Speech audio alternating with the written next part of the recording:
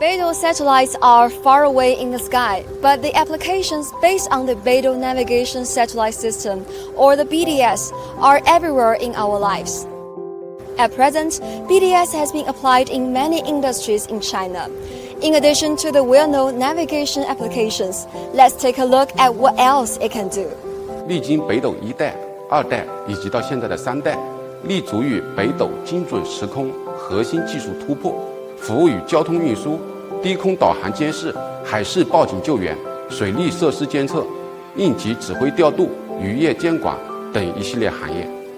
这个设备叫北斗应急无线电收回标，如果船舶发生应急情况，它通过北斗的定位，然后通过短波网把这个随机的信息，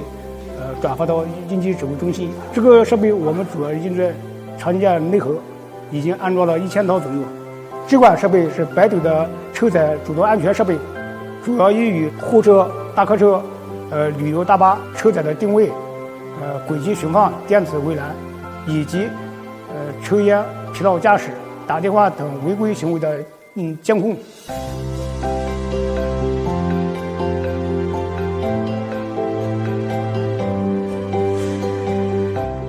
然后我们合作社呢，现在还有这个新型的这个农机装备，现在都装上了北斗导航系统。北斗导航系统，然后装上以后呢，就相当于这个农机呢长了这个大脑和眼睛。现在装上这个北斗导航系统以后呢，我们的这个精准度啊，基本上就是误差个几厘米，所以呢，既省了人工和人力，而且也提高了这个作业的质量。